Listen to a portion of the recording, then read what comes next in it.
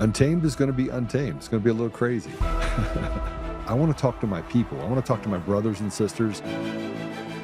We can have grace and humility in how we interact with other people.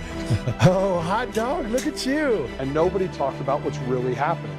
And let's have conversations about what truth is.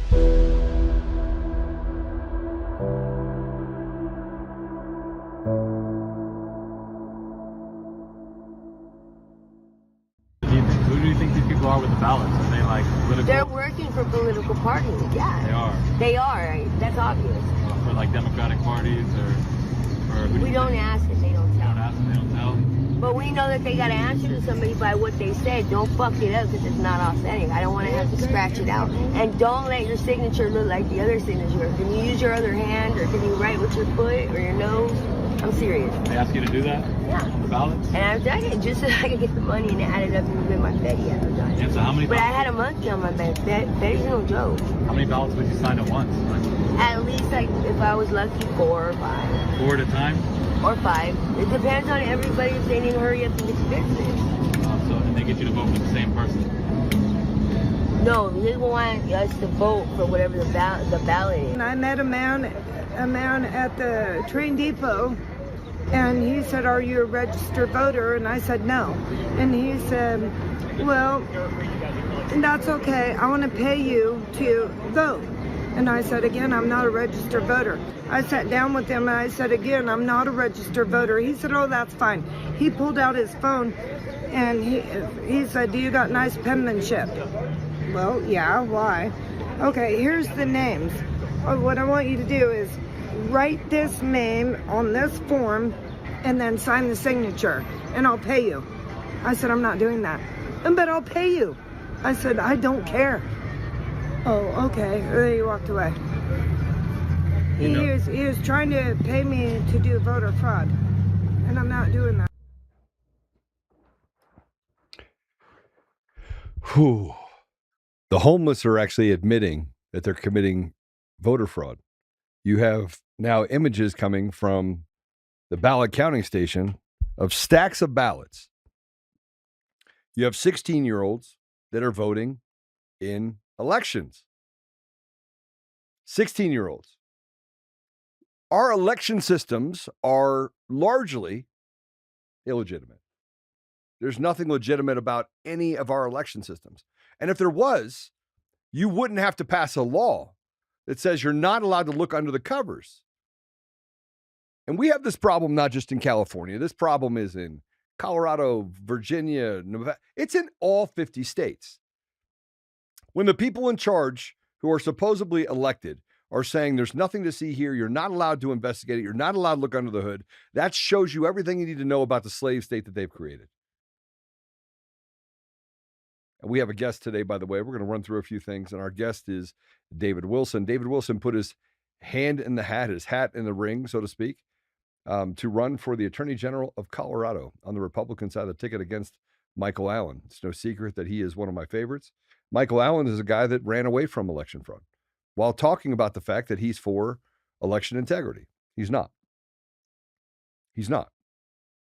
David Willson stands up for it. David Willson also, just to make sure that we are very clear on things, he's also the attorney that represents me currently in the Eric Coomer case. The attorneys that he was the local counsel, the attorneys for that I had were dismissed by the judge because the opposing counsel did not want them on the case.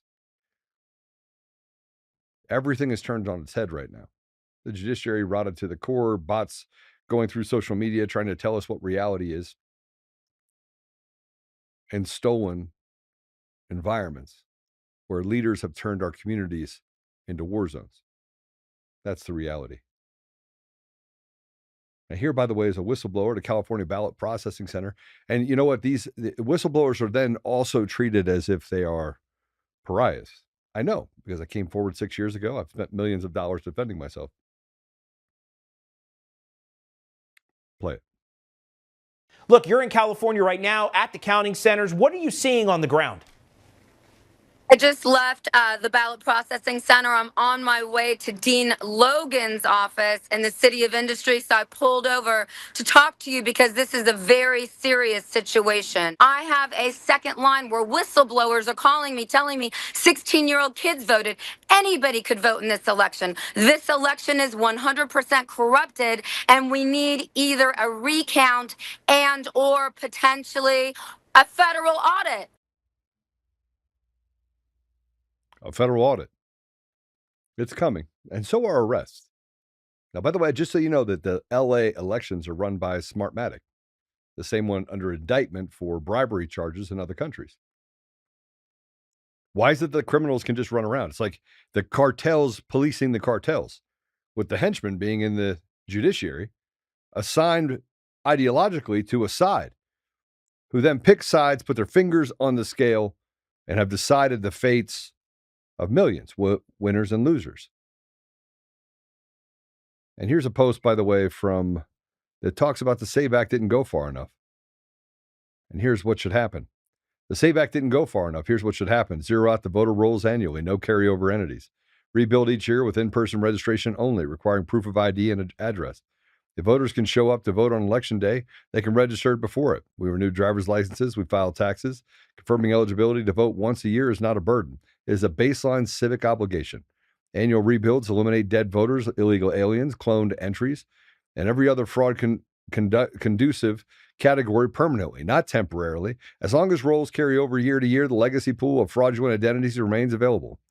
Reset the list every year. This also addresses a less focused fraud vector, mass registration drives targeting low propensity voters, college students, transient populations. Create local pools of dormant records. A dormant record is an invitation. If you're registered and never voted, annual renewal ensures that invitation expires. I agree with that.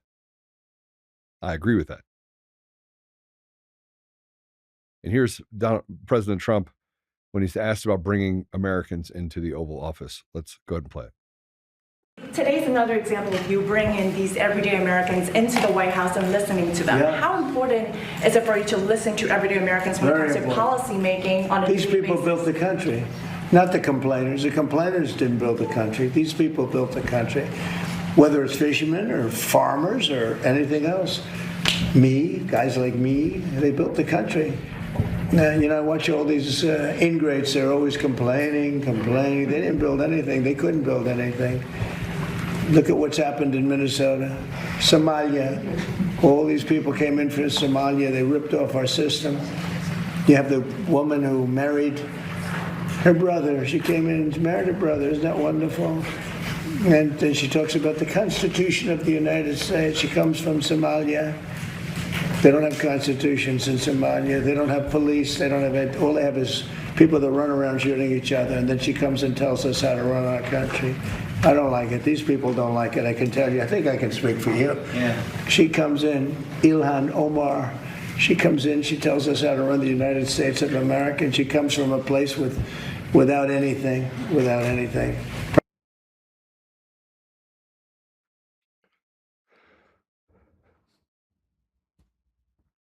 When are we, the average everyday American, going to get a chance to have a seat at the table? When?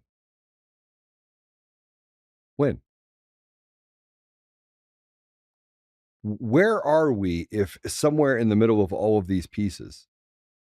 Where are we if we can't have free and fair elections? Where we basically pick winners and losers. And we have a problem, by the way, in 23rd District, Douglas County, Elbert County. We have a problem with basically fingers on the scale. We pick winners and losers. We pronounce guilt and innocence. Well, I'm going to tell you about our guest, who's a candidate for Colorado Attorney General. By the way, entered the race, I think 5, 7, 9 days before the election for the primary, and still got over 30% of the vote at the assembly in order to get on the ballot for the primary ballot. He's a retired U.S. Army attorney, former prosecutor with over 20 years of military service. He served as a special assistant U.S. attorney and worked as defense counsel, bringing a multifaceted perspective to the criminal justice system. He'd be the perfect attorney general for the state of Colorado. He holds an amazing amount of legal expertise. Not in defamation, which is kind of the we've talked a little bit about that. He's trying to bring himself up to speed on that. But he's also a cybersecurity pioneer. So not only did he work on the law side, but he also worked on the cyber security side. He's been in advocacy for constitutional rights since 2020. He's been a vocal advocate against government mandates, representing service members, doctors, and citizens to defend constitutional liberties. I'm going to let him talk about his campaign pillars. But I think that the one thing I can tell about David is that David believes in restoring and maintaining accountability at all levels of government while being transparent. So with that said, David, welcome to the show. Thank you, Joe. It's good to be here. How are you? It's good to see you. I'm good. I'm good. Just as you know, working through a rotted judiciary that I can say the things that you probably can't say. Actually, I know you can't say it without losing your law license. But we're here to talk about your run for Attorney General. So let's just jump into it. You're running against Michael Allen for the Colorado Attorney General. You're probably the most even-keeled, honest man I've ever met. And so tell us, talk to us. The primary ballots are out, huh? I have you to blame partially for this. Yeah, you do.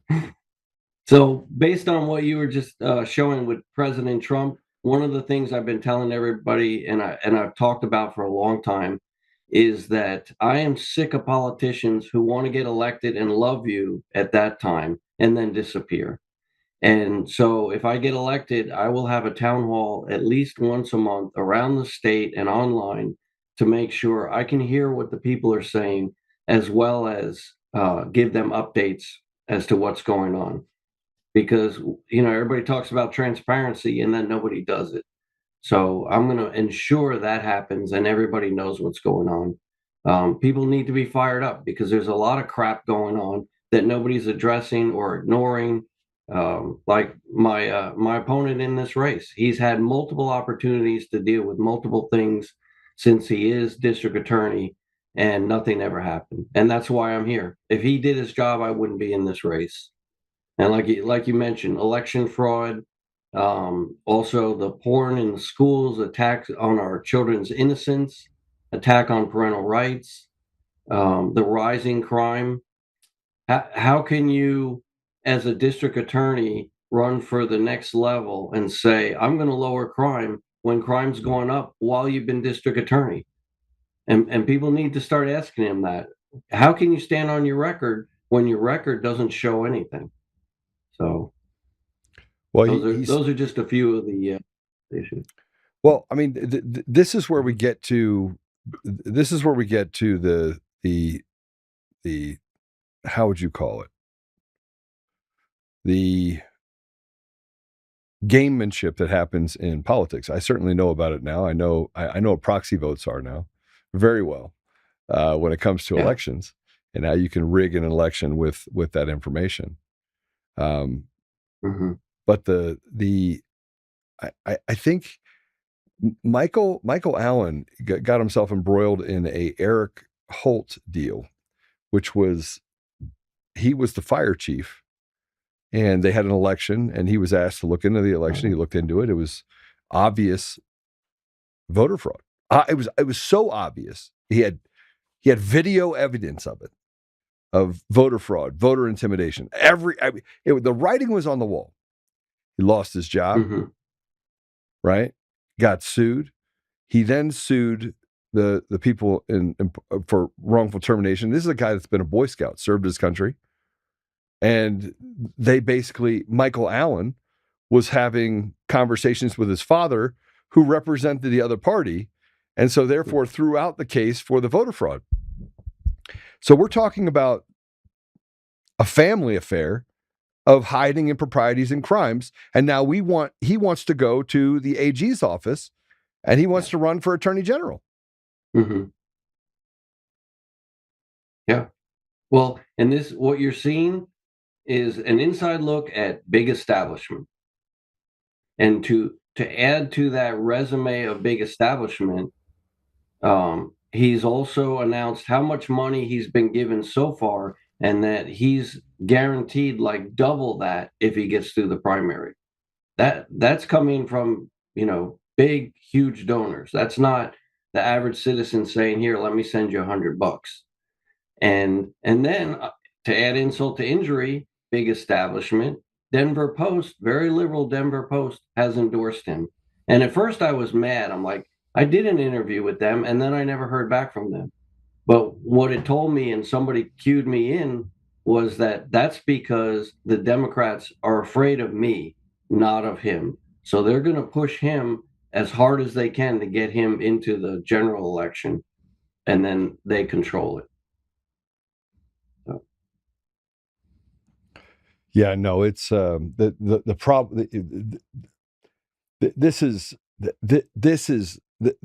there's a murder case down in Colorado Springs, Mm-hmm. where there was an admission of guilt. Like it's a slam dunk case, right? Michael Allen was a DA in that case. And that case was overturned, and they said they needed a new trial. And it was an obvious case of the crime being committed. Mm-hmm. And he botched it.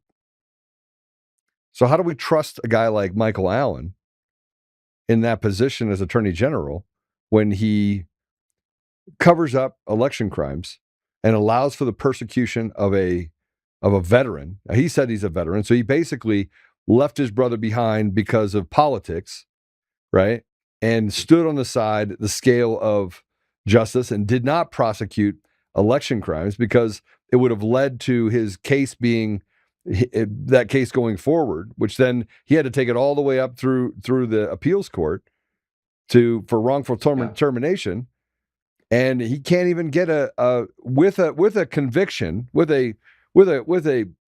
I mean, I think it was there was an admission of guilt. Now he got a new case. He botched a almost easy case, and he botched it. It's probably one of many. Was this are you referring to the case where it turned out there was a relative on the jury? Yeah. Okay. And I don't remember if it was the assistant district attorney's relative or Michael Allen's relative, but there was. Well, I mean, his dad is deeply involved in the case with Eric Holt on one side, and they're passing back conversations between the DA's office and his dad's law firm. Yeah. I mean, it's a public affair. It's like a cartel. Just goes back and forth. But these are the ethical people that we have in our society. But to add insult to injury, it was either shortly before or right after I decided to run.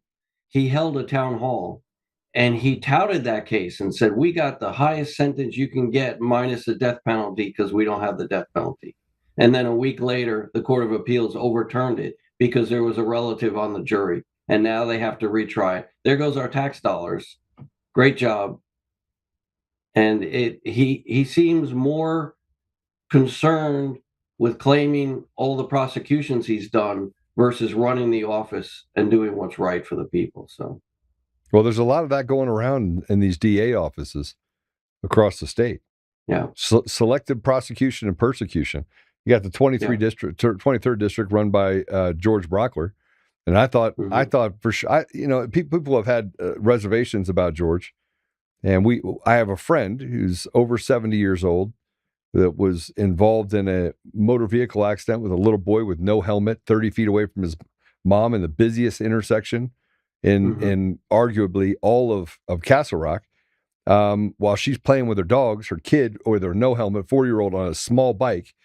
He hits the back tire, and they charge him with a crime and then say they want to send him to jail for 45 days. Meanwhile, dozens of assault cases in the 23rd District, they give them probation, send them out the door after they do harm to someone, right? Or give people bail of $100 and spank them out the door so they go back out and burn down the hideaway in the same district, right? But they wanted to make sure they had their pound of flesh with this man, this 70-year-old man, who, by the way, has never gotten so much as a parking ticket, but because he's white and the other woman is black and screamed racism, it's all of a sudden he's a bad guy. Yeah. Right. This is a problem in our, and not just it's a problem inside of the legal system. Is that there's no accountability. Let the criminals out on the road, persecute mostly white people. I'll just say it, mostly white people, while letting other people get a free pass. Or if you're a criminal, you get a free pass. Right here, let me just give you probation because you had a hard life. While not threatening, saying, hey, by the way, we're going to charge you with these 3 felonies. We're going to take away your life. And oh, by the way, but we'll settle, by the way, on a deferred sentence on the felony if you go to prison for 45 days. That's what they told him. And this is the type of things that Michael Allen does on the regular. I know. I have gun stores and ranges down there. We had a couple kids that broke in, illegals that broke in, stole 8 pistols, got out. We're the ones that caught them. using A tech and 2, they're dumb criminals. They traced it all the way back to them. I haven't gotten my guns back, and they basically let the kids go. Wow.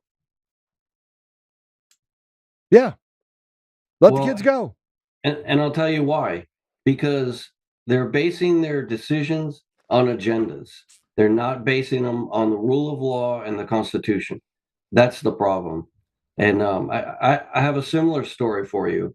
But real quick, the decision in the primary is easy. If you want status quo, you continue with my opponent. If you want change, you vote for me, because I'm going north to Denver to change things and then go home. That's my goal. I'm not looking for the stepping stone, the political position, or move up the ladder, fame or fortune. I want to change things for my family and for everybody else, and then go home.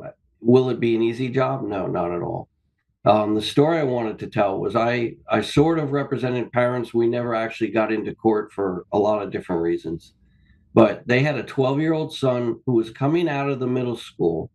And while he was coming out, it was the end of the day. It was crowded. He was trying to squeeze between a pillar and a group of girls. And as he was doing that, this one girl ended up spinning around. I don't know if she fell or dropped something, but she just ended up spinning around. He didn't even notice this 12-year-old boy. He kept walking, and then his friend had to tie his shoe. So his friend bent down, and this kid stopped and waited for his friend. This girl came circling around and pushed the kid, and the kid, he was much bigger than her. He looked at her like, what's your problem? There was no audio. And then she walks away. Well, they end up prosecuting this 12-year-old boy. Why? Because this girl claims to be transgender. She claims she's a boy, and now they're trying to say he attacked her. When you slow down that video, you can see this kid was almost past her, and either she intentionally or inadvertently put her arm out, and it got hooked or grabbed by the backpack, and she ended up being spun around. The kid didn't even know that this happened. And to the judge's credit, they literally went through a criminal trial. The judge looked at the assistant district attorney and said, not guilty. And the only victim in this courtroom today is that young man you just prosecuted. And this kid had to do therapy. He left the school and was homeschooled, all because somebody had an agenda. And I'm tired of the freaking agendas, and I will get rid of the agendas, certainly in the Attorney General's office. No more agendas.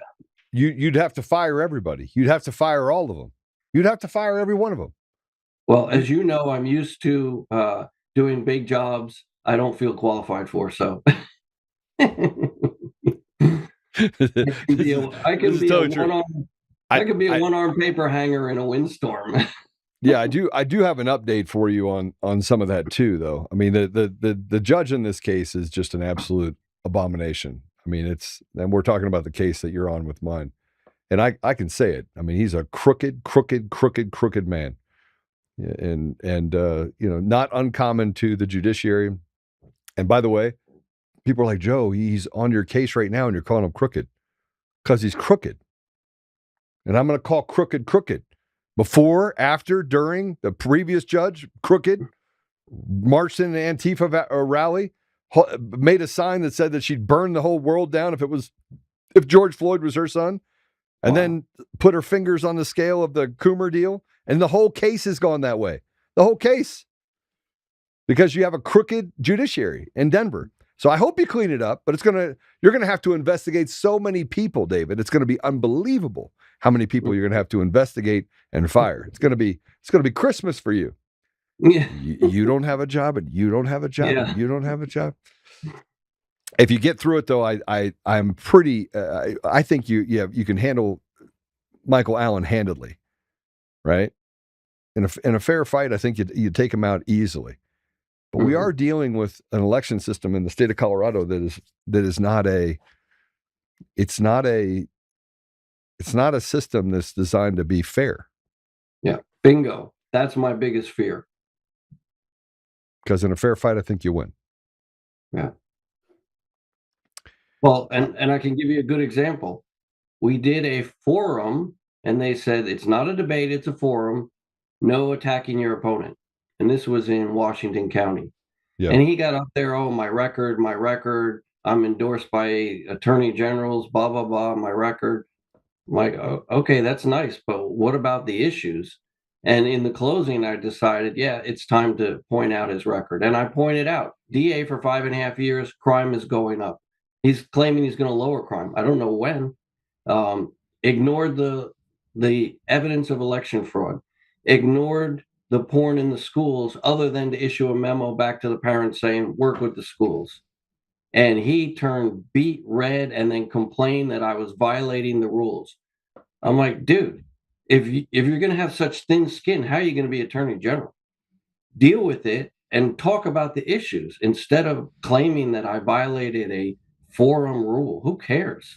And I didn't. All I did was compare myself versus him. He didn't like that. Well, I mean, let's talk about you for a minute. You're a guy that frankly gets into fights that you're just not afraid. And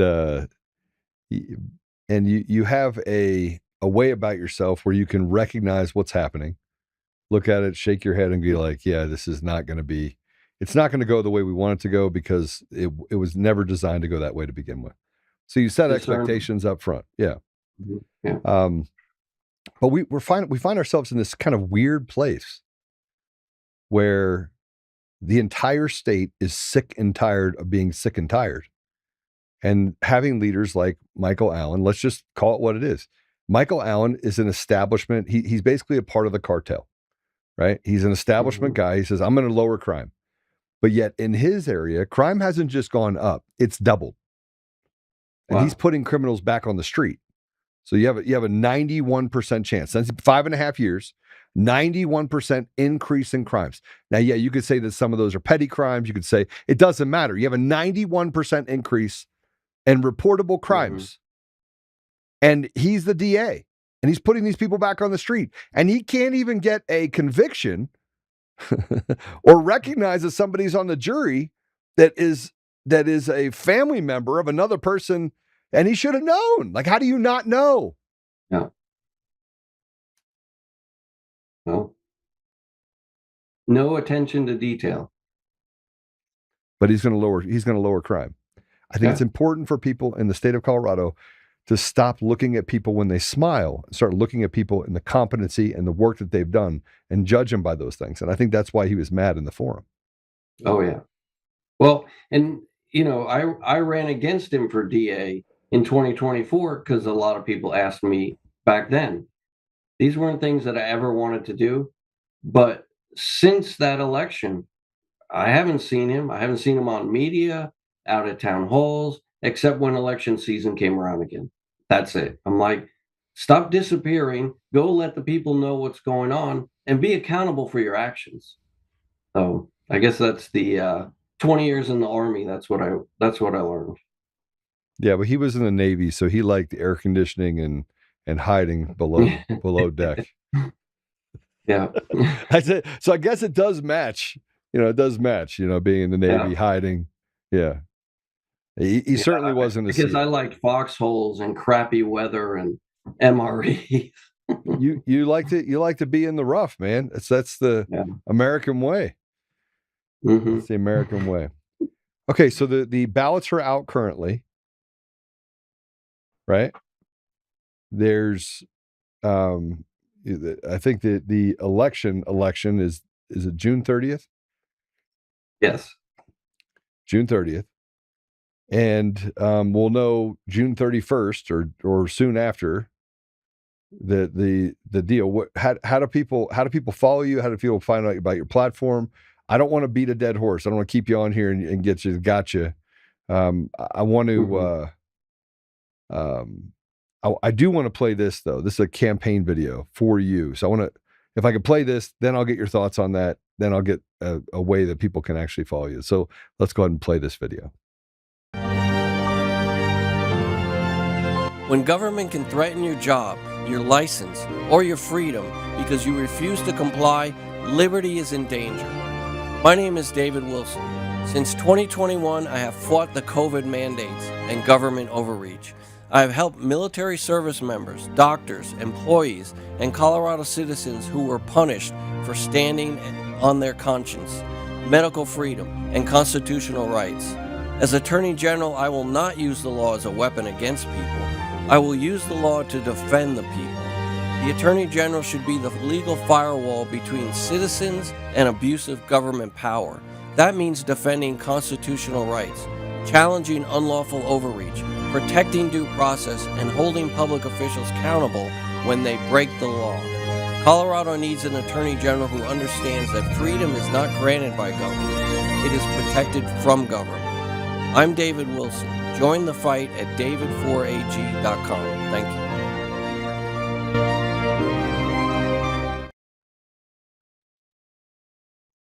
Yeah. david4ag.com. I would have you in every one of my foxholes. Now I'm a better shot, so I probably be protecting you rather than the other way around. Let me tell you a quick funny story. When I was doing training at Fort Bragg, we were told we were going to be probed and attacked by the 82nd Airborne, and we went out on a fire mission. We came back after dark, and we had to go find our foxholes. Well, as anybody knows, out of two people in a foxhole, one person's supposed to be awake, standing watch. Not everybody is asleep. So we're crawling around trying to figure out which foxholes are ours and shaking people because everybody's asleep. The whole perimeter is completely asleep. And as we're shaking people wake up, somebody grabs their weapon and just starts firing. Are you serious? Umbrella flares are going off, lighting up the whole area. I'm like, oh, there's my foxhole. Thank you.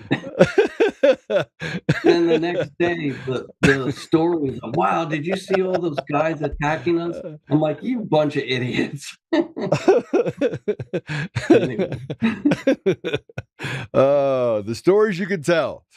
But David, we need you as the Attorney General. And here's the thing that I appreciate about you the most. You've never asked anyone, are you a Republican? Are you a Democrat? Are you an independent? Doesn't matter to you. No, I don't care. Are you an American? And you've held that ground of, that it's irrelevant. It's irrelevant what you think. What is relevant is, how do I protect you from those that would want to harm you? How do I protect you from government overreach? How do I protect you from things that are unfair, or unjust, and are taking from you what was never theirs to take? Yeah, and that's what I've done for the last 10 years or more, because I'm court appointed representing parents having their kids taken away by DHS. I went into that thinking, these parents, they just want to party and get high.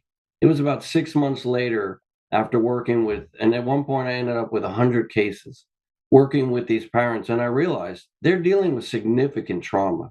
They don't deserve to have their families destroyed because they're struggling. So I spent 10 years working with them, trying to help them get off the drugs, get out of living in a tent or a car, and get back, and get their family together. And it's extremely emotionally draining, but it goes back to human decency. They've screwed up. They know it. They need help. So help them. Yeah, I agree with you. David, thank you for joining us today. I really appreciate it very much. And I appreciate you getting into it. I remember sitting outside the courthouse and I was like, you have to run. You're like, nah. Yeah. And I was like, pray about it. You have to run. That was like one of those "Are you crazy?" moments. Yeah. I mean, we should have been planning it last year. So, I mean, but I think it's Providence, right? So we got to get out there. People have to be able to donate money to you. So you need to make sure that you donate. Go to his site and donate. But and then we just need to make sure we get more of the message out about what Michael Allen has done. He's a paper tiger. He talks about what he can't ever accomplish because he hasn't accomplished it in the position he's in. Yeah. Very clear. All right. God bless you. I'll see you soon. All right. Thank you, Joe. All right. You know, it's the ones that really have the ability to affect change and do the right thing that people are afraid of. And so you have this political apparatus that runs away from people like David Wilson. You have judges that run away from them too. We're going to take a commercial break. When we come back, we're going to talk about more fraud and more victimization of our people, the American people.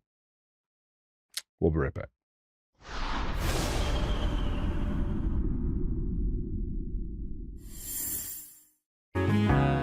Oh, hi. I almost didn't see you there. Welcome to DCF Buns, where you can find the freshest buns in town, if I do say so myself.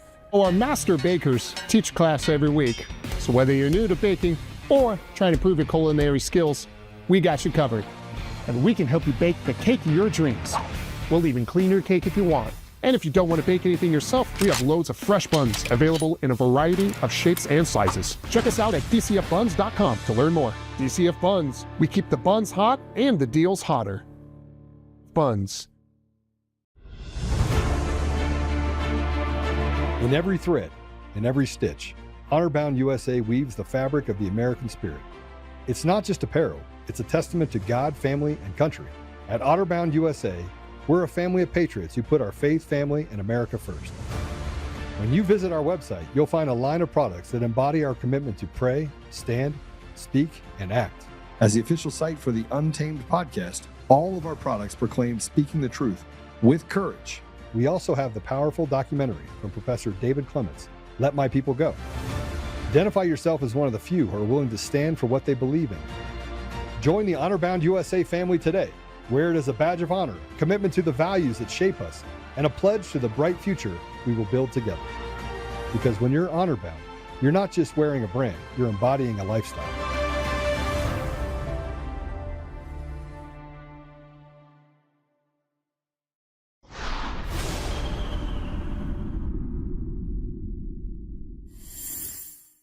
We need to understand the real reason why USAID is in Africa.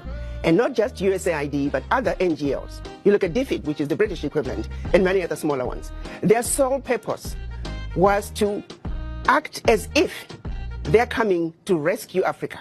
They are coming in claiming that they're introducing grassroots initiatives that are going to help the people. And so they use that as a way to go into the most remote parts of Africa. When you look at it on paper, it all looks really good. But they're actually wolf in sheep's clothing. They are using that open access sounding humanitarian to constantly destabilize governments. I can tell you right now, the majority of African leaders, and not just African leaders, but leaders in the developing world, are celebrating the exit of USAID. If you think about it, their sole purpose, for example, filling in the gaps in healthcare and education, where is the change? Show me one country that USAID was in and education improved. Show me what country where USAID was in and healthcare improved. The social services they're bringing, it's peanuts. The American taxpayer needs to know the billions of dollars that are being given to USAID, a fraction is making it to the people. This isn't just some random woman saying this. This is the African Union ambassador to the U.S. This is somebody who knows what's going on, who's been there and been on the ground. Now, she's saying that the USAID money was used for destabilizing governments. This is something we see over and over again. All the money that was supposed to be used for these programs was actually used for political meddling. This is something that happens in the United States all the time. One of the other things that she says here, right here, funds are allegedly diverted with little accountability. USAID was nothing but a giant money laundering operation. And check this out, reports of funds not reaching ground level, meaning all the money that's sent over there never goes to where it's supposed to go.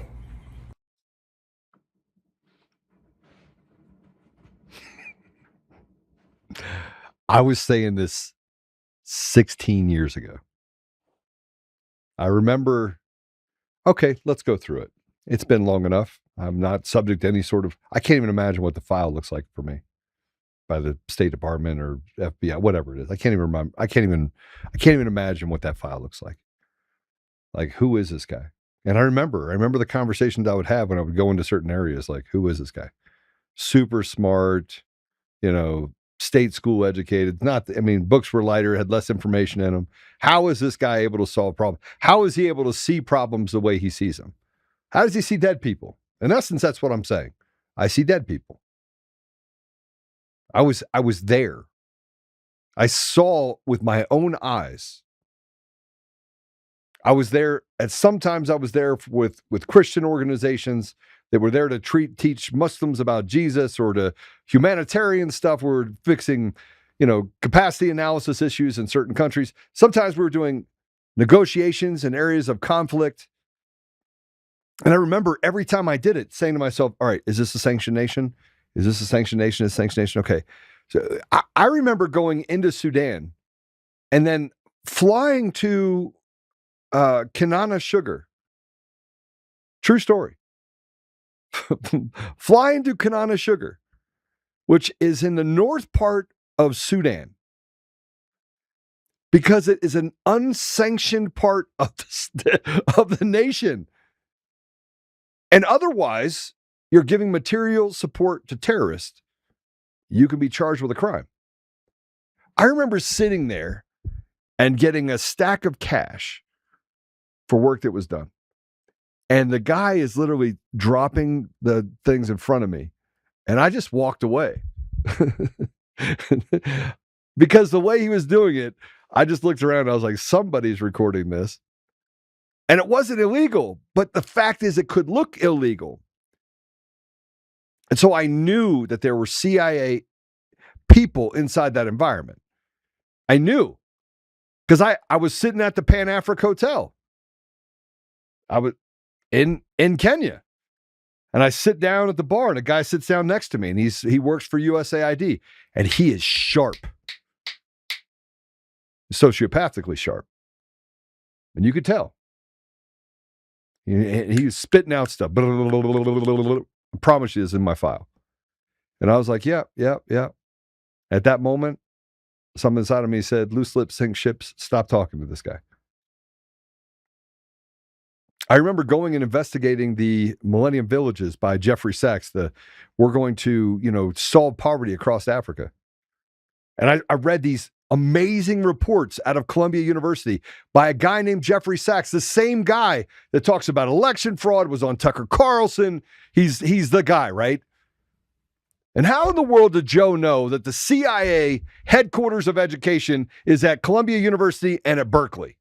How did I know? I know. The legal interference and the way to manipulate the judiciary, that starts in Harvard. But you want to talk about the manipulation and the destruction of nations around the world? It starts at Columbia University. That is the epicenter. That is like the breeding ground. That is the recruitment center for the CIA. And they look for people that are willing to go through this educational experience. Now, I love to learn. So I get involved in things and I take classes and I learn. I read lots of books. But how is it this guy, Joe Oltmann, in 2010, can get on a BBC talk radio and say that these Millennium Villages are all fraudulent? There's no economic activity at all happening in any of the 6 that I was in. None. 0. The bins were dry. There was no distribution of product. The African people were not getting fed anything. And all of the reports that Jeffrey Sachs put together were bullshit. They were a lie. And I debated it on the BBC radio. True story. 2010, 16 years ago, I was mid-30s. How does this mid-30s guy that blew up 2 companies, mismanaged people with capital, went from being worth 20 million to 3 million, went bankrupt, did all this stuff? Because that's what happened. I literally got attacked and I poked the bear and I lost. But then I ended up winning later. But it took me years of litigation. But, I did things that to make my business not survive.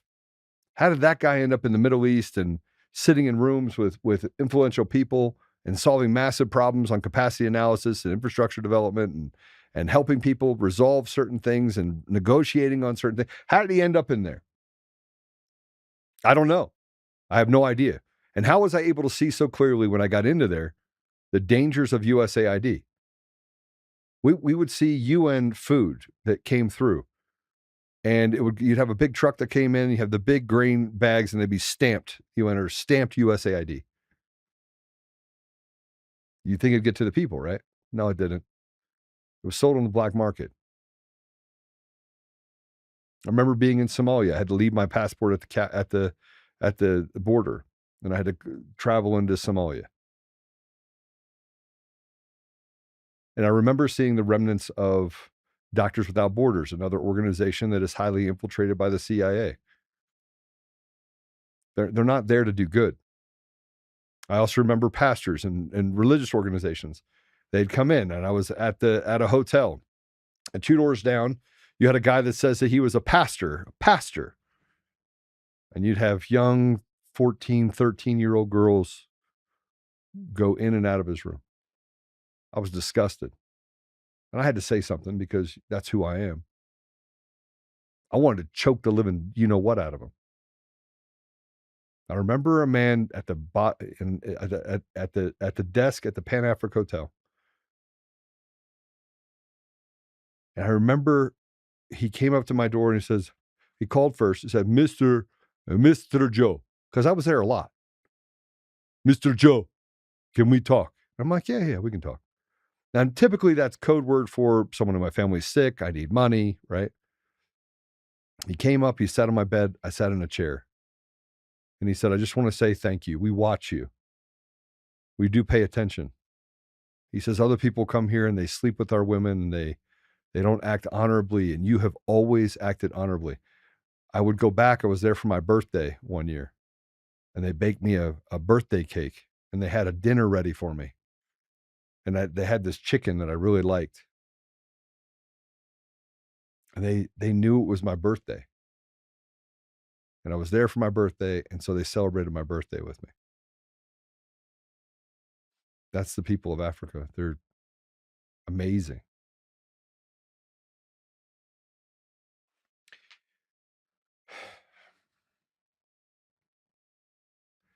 We built this thing called the Comprehensive Peace Agreement. I have a copy of it. I got that copy from President al-Bashir of Sudan. He gave it to me. So I want you to read this. Okay. Now you have the East Peace Agreement as well, the EPA, and you have the Darfurian Peace Agreement. These are separate agreements. And General Schwarzkopf, by the way, was one of the people that signed and carried out the elements of the Comprehensive Peace Agreement. And I remembered that there was a bunch of things that couldn't get done. And I would hear all the problems with how these things could get done. I mean, I'm telling you this is, how is this guy Oltmann involved in this stuff? You could check, by the way, you can have a conversation about all of this with their people. This is not like Victor Marx talks, right?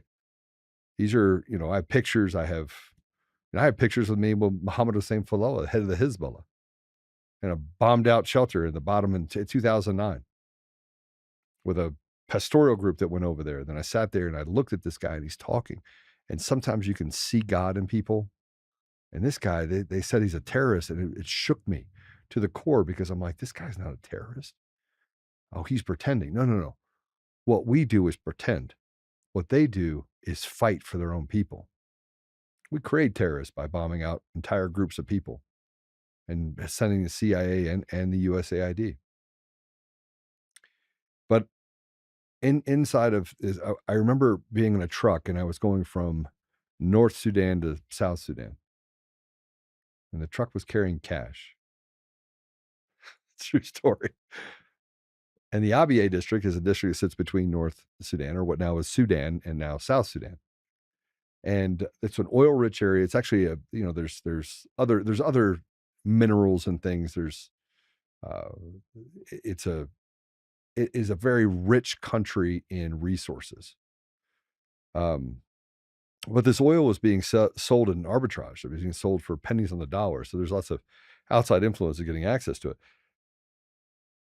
So you have billions of dollars that go through this, and you have Costello Garang down in South Sudan who's saying, hey, look, they didn't send us the money. And I was like, yeah, they did. And it was like this big thing. Like, they're not honoring their agreement. And so there's all of these lies that get told. And the people in the middle of it, USAID. Yeah. And if you go across the border into Sudan, they talked about the fact that there were, minefields that people would get blown up in. You know who put those down? It wasn't the Sudanese. You talk about the hunger and the breakdowns of the healthcare system in South Sudan. It was a thriving system. Now it's completely decimated today. You talk about the economic activity that was happening in South Sudan and some of the agriculture that happens down there, completely decimated. You have Doctors Without Borders that came in to save them. You have a hospital network completely decimated. Education system, South Sudan, completely decimated. But we came in there to help. We said, you know what? We have to free the Christians in South Sudan. Here's the problem. It was a tribal nation. There were no Christians. We were just recruiting people and saying, oh, they love Jesus. Anything to get access to a little bit of food so they can eat. USAID, when that woman spoke about it being a lie, you can talk about USAID, that their infiltration and what they've been able to do down in Guatemala when they were trafficking children through Save the Children, an organization that Joe Biden sat at the head of.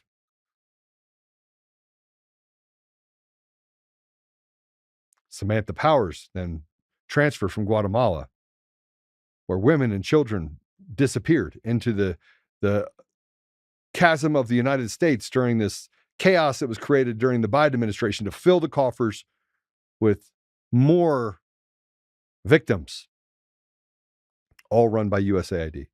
The change of the Constitution down in Guatemala, run at the consulate down in Guatemala.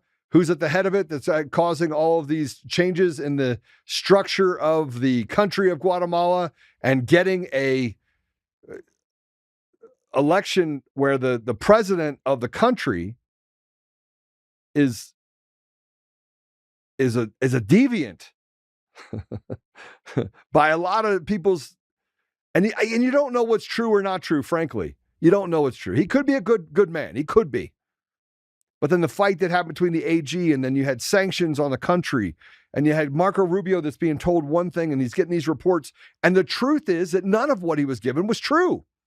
But much of what we got overseas in Africa, wasn't true. And it was all coming out of USAID, whose entire job was to make themselves relevant. Get more money so they could launder more money, so they could put money in different places. It was a big scheme. It was a big ruse and a big fraud. And so when President Trump said, I'm cutting off USAID, when I'm doing all those things, he was cutting off just a part of the tentacles of the snake that the CIA had. And that's why they wanted to kill him. See, the CIA didn't want to kill JFK. The CIA wanted to kill JFK because JFK was being honest with the American people just 3 days before he was assassinated. And President Trump has very clearly, over the last 10 years, told us things about what is happening that we've ignored. And in large part, the media has come out and said, how dare you? And they beat him with sticks. They tried to assassinate him. They went after his family. They went after him. They charged him criminally. And by the way, the person that was responsible for having President Trump be charged criminally is a guy named Eric Coomer, who went and testified in a grand jury down in Georgia that caused that infamous mugshot down in Georgia to have to occur. The same guy that was the head of the strategy and security for Dominion Voting Systems, the same guy that traces all the way back to Sequoia Voting System that was owned by Smartmatic, that is now responsible for what's happening in Los Angeles. Do you get it yet? A large part of our media apparatus in 2012, you had the Smith Modernization Act that allowed for the media to lie to the people with impunity. In comes social media, has all the bots, you have all the different things. They can make themselves look bigger than they really are. They can infiltrate and groom children. They can make them confused, create chaos, and all of a sudden they can degrade our society while standing up illegals and spitting on and stepping over Americans, the poorest of our Americans too, creating civil unrest, causing things for people to turn into animals because there's not much left to do. If you don't have education, if you don't have opportunity, what else are you going to revert to? Animalistic behavior. It's pretty simple. That's why we have it. These kids don't see any hope. They're like, you know what? I'm angry. I don't see anything in my future. Let's go rob a 7-Eleven. USAID is the equivalent of the CIA. The CIA is everywhere, by the way. They steal our elections here. What they perfected over there, they brought back here. But when she talks about these things that happen with USAID, it's synonymous with Bill Gates going in and putting in vaccines. It's synonymous with what they did in Sudan specifically. And I want to bring you back to something that if anybody has any sort of information to prove me wrong, I promise you don't. But in Darfur, they said that there was ethnic cleansing and genocide, and they indicted at The Hague President al-Bashir of Sudan.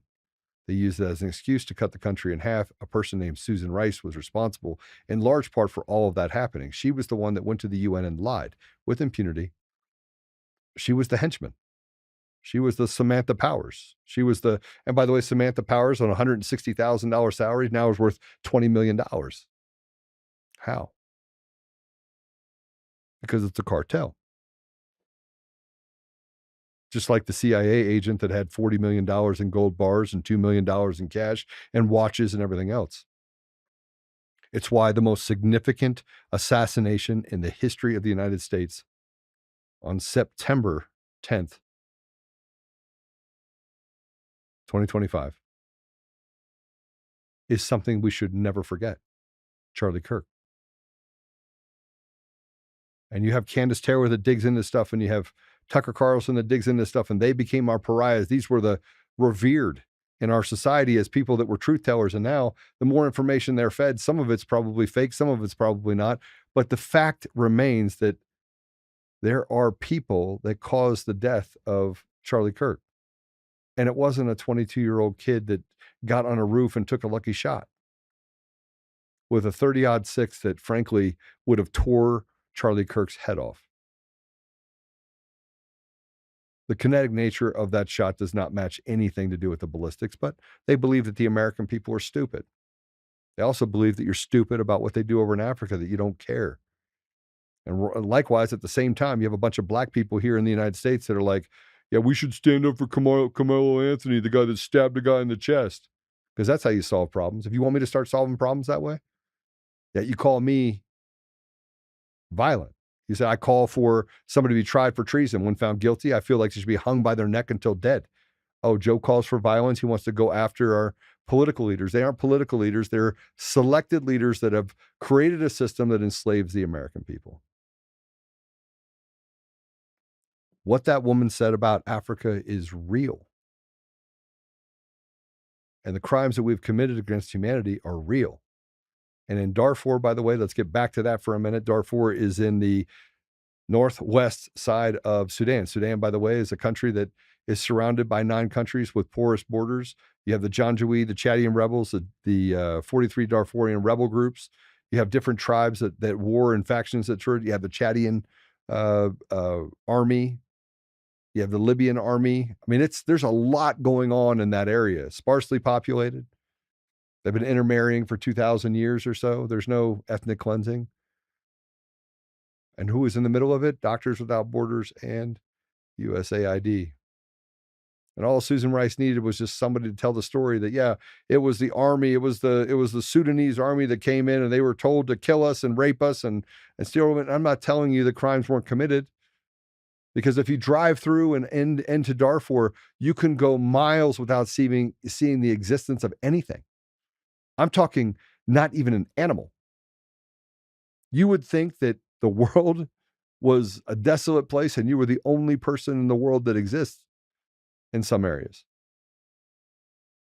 It's a very unsafe area, but safe area all at the same time. but there was no genocide. And how can we call that genocide? And you had this thing called Save Darfur that were run by two stooges here in the United States that raised billions of dollars on the hearts of the American people, telling them that we had to go help the people in Sudan. We had to help them, and there's genocide and ethnic cleansing. And then Susan Rice used this falsity to go to the UN and get an indictment against President al-Bashir without a single bit of evidence. Not a single bit of evidence, not one. And stories that are told by people that walk into tents with Doctors Without Borders or the USAID. And at the same time, they have food that's going across and they're black market selling it to these leaders, tribal leaders. It's not getting there for free. It's pennies on the dollar that get to the people. And I went into countries and I'm like, we should do this project. And they're like, okay, let's do it. And I remember walking over there, like, yeah, it'll be $100 million. And I was like, yeah, piss off. I'll take my toys and go home. We're going to do it. We're going to do it based on a budget. And they're like, oh, okay, that checks. And so we did. We did. We solved massive problems and did great things. At the same time, I was observing these things that were happening. And I'm like, wow, how in the world is this even possible? How is it possible that we could be this corrupt and get so many things wrong? So I wrote a white paper after white paper after white paper. I remember sitting and having tea with Bashir. I remember changing the mind of what would be the equivalent of the ambassador in Sudan. I remember the brief that was written, and we're like, nothing that they're saying here is true. And as soon as he was convinced, because we were like, hey, let's just have a sit down. As soon as he was convinced, the Obama administration yanked him out. He became a liability. I remember sitting with the fellowship in Washington, D.C., going to the National Prayer Breakfast and having meetings with different leaders. And they're like, Joe, here's what we're seeing. And I'm like, well, that doesn't make any sense. I remember going into mosques and sitting down with imams, and they're like, these are radicals. And I was like, hey, are you a radical? I'd be around them enough. And I was like, hey, and some people say Muslims are all bad. And I was like, okay, well, then Christians are bad too. There's a whole lot of Christians in prison. And they're like, no, Christians not bad. Just Muslims. Like that, they pray to a false god. And that's how you're going to get somebody to follow Jesus, by the way, is to tell them that they follow a false god. So I had to read the Quran, and I studied it. And in the middle of all of this, the chaos that was created, all led me back to one place: CIA. I've been very vocal about it. And when I got out of it, and I was in Doha, and my daughter was going to high school, and she was worried about me dying. Every day she was worried about me dying. Every day. Every single day she was worried about me dying. And I remember saying, I got to go home and be a dad. And I walked away from it. Some months later, my brother ended up going to prison for 12 months and one day. It was a blessing because they found that he had cancer when he was there. He had to go to federal prison for all the work that he did. And the reason why he took the plea deal, he was later pardoned by President Trump, is because they said, we're going to go after the other people. We're going to go after Joe. We're going to go after Doug. We're going to go after other people. So he took it. And I went home. And I built a thriving business. And I didn't get involved in any more politics. I stepped away from it and said, man, I don't want anything to do with it. I just want to help in my little way. And then 2020 came along. And the same bullshit they did over in Africa with Ebola and everything else that they did, and the vaccines and the scare tactics and going in and doing bad things and sterilizing entire communities and entire villages, they were bringing it here. The same chaos that they created with Antifa in Europe, they brought it here. Who was responsible for it? CIA. But now it was global clause that they put into the place. And they told us that they had the 2 weeks to slow the spread. Let's shut it down. But they had no intent on it being 2 weeks. They wanted to see as far as they could push the American people to create chaos. And then in the middle of all that, they had to find a Controversial figure because they needed, same thing that they did overseas, same thing. A controversial figure, and they had to make that the poster child for injustice. While they committed massive amounts of injustice so that you could take your eyes off of what was happening in the country and focus in on a known criminal that had 4 times the lethal limit of fentanyl in the system that died because of a lie. And they sent those police officers to prison for it, still in jail, still there. In the middle of all that, you had billions of dollars that they were funneling away and giving to Somalis and other people. They were creating a story, a narrative that the American people had to hold on to. Americans were losing their jobs. H-1B visas were coming over. You have this huge fraud that gets created. You have all this stuff that happens, and we just,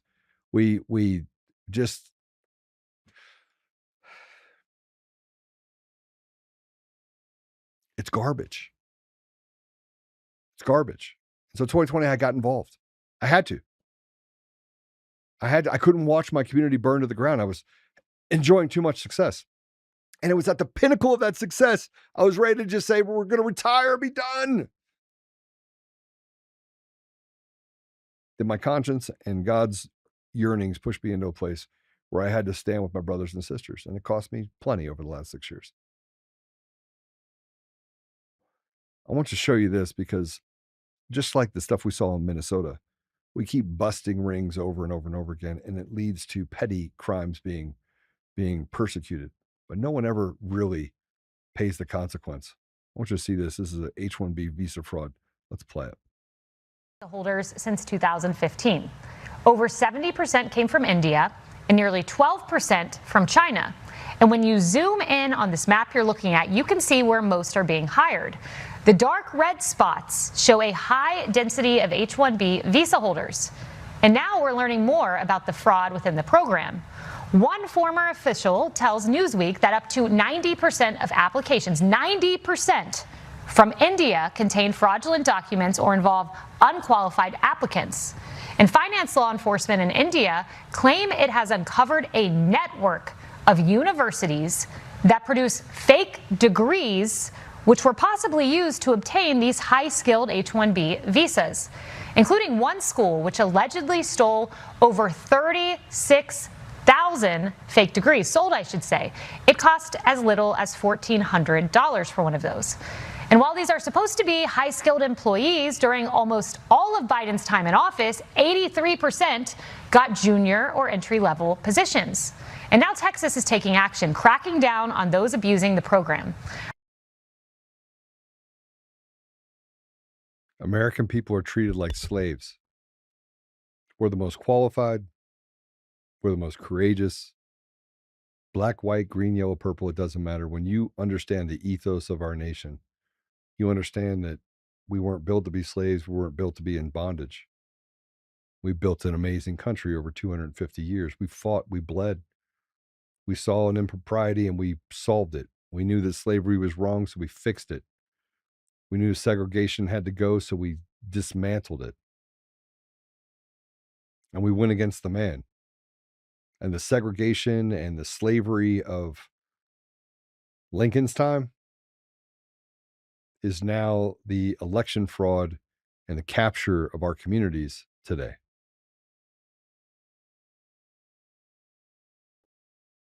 Americans are feeling the pinch, and people are stealing from us what was never theirs to take. And I want to show you this. This is what's happening in Minneapolis City Hall, the same place, by the way, that has allowed billions of dollars to be funneled away from Americans, hard-earning Americans that can't feed their families, and given to people who don't deserve to be here or shouldn't be here. Play it.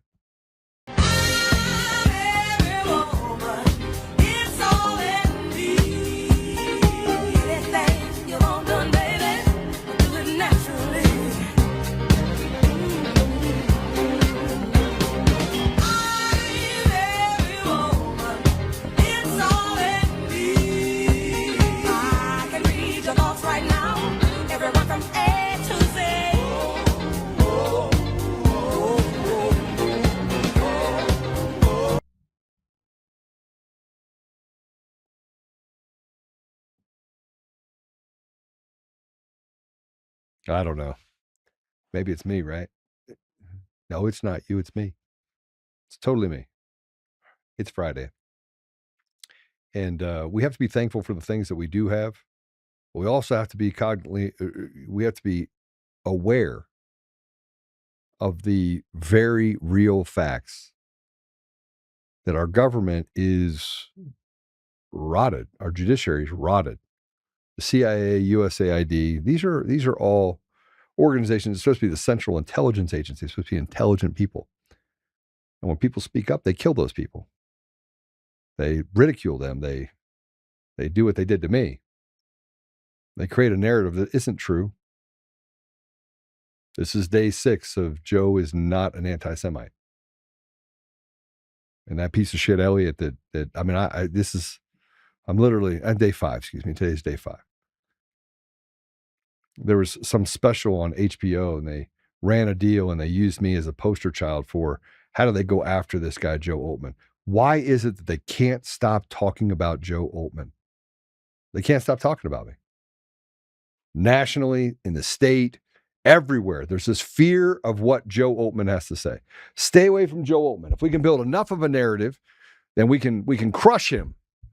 Because frankly, too many people keep listening to this guy. Well, tell me what I say that's so wrong. Tell me what Galatians 4:16 says, am I the enemy because I tell you the truth? And the fact that I've become their enemy should tell you everything you need to know.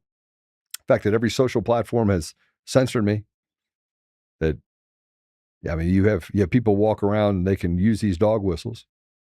It doesn't bother me because I know I'm not that person. But they know too that you have this guy that's highly intelligent. And make no mistake about it, I can run circles around 99% of the people out there from an intelligence standpoint.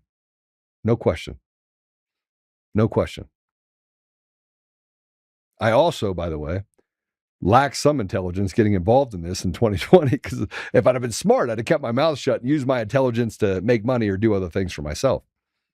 I wouldn't have gotten involved in any of this because it's been nothing but a heartache and it's caused me a lot of pain. But if you have a plan, go ahead and just pass it on up to the man upstairs. Say, God, Lord, this is my plan, and see how he takes it. Because if there's too many eyes in that plan, guarantee you it's not going to go your way. Guarantee you. All right. Listen, have a great weekend. Understand that speaking truth and standing up for truth, we say the 4 things that we have to do. Let's get back to those basics. We have to pray first. We have to stand. We have to speak. We have to act. It's biblical. We pray, stand, speak, act. We pray first so that we never become the very thing that we're fighting against. We stand up. Always stand up when you're speaking truth. When you stand up, you want to speak the truth. Always speak the truth, regardless of the consequences. And then act. Faith without works is dead. And don't take one part of the Bible and forget the rest of it. You have to understand the teachings. You have to understand what they're telling you to do. Read the Beatitudes. Make sure that you personally are connected to the things that you should be grateful for.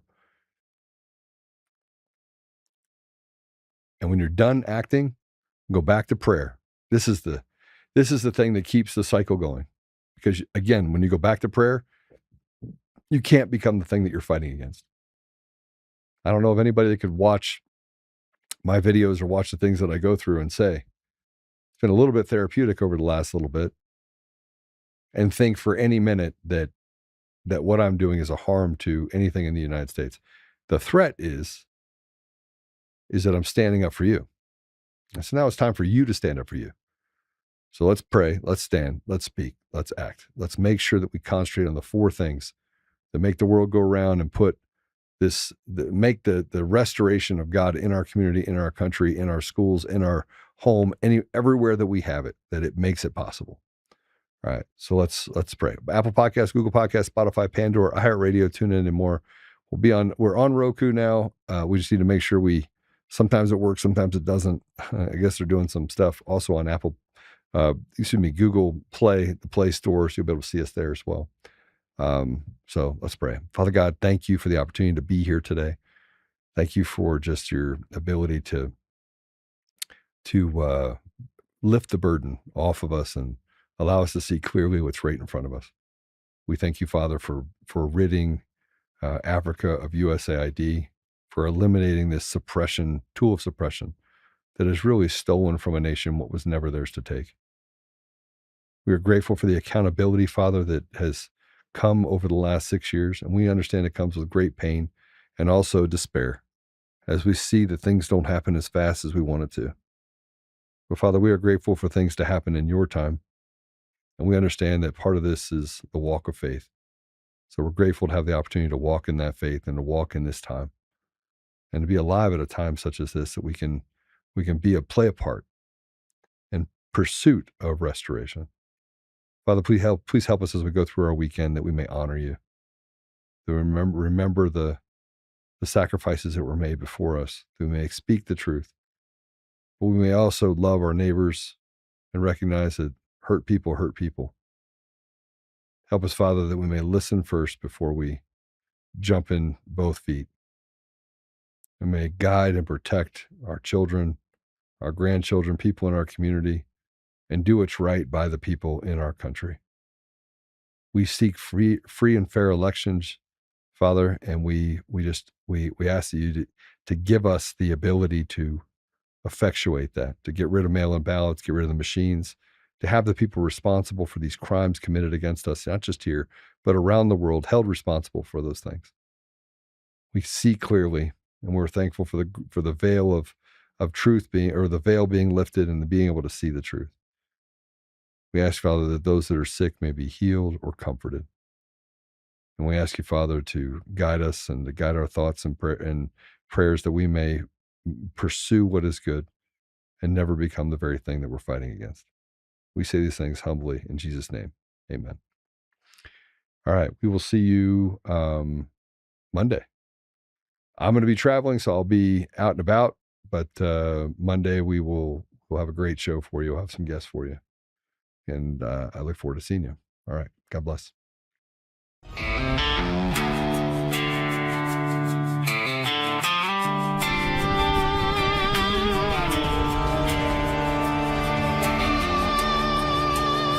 Rise up untamed, in the heart of the fight where the wild ones roam. Joe Oltmann's calling, bringing truth back home. From conservative daily to this untamed fire, we shatter the silence, lifting spirits higher. No chains can hold us, no lies can prevail. Authentic and fearless on this rugged trail. Patriots gather under stars and stripes. Untamed nation, igniting the night. Untamed nation, let the truth roll out in this land of the free. Standing proud from sea to shining sea, we won't back down. Catch the fire, wear the crown. Untamed nation, it's our battle song, motivating hearts where the brave belong. Yeah, untamed and wild, forever strong. Play it again all night long.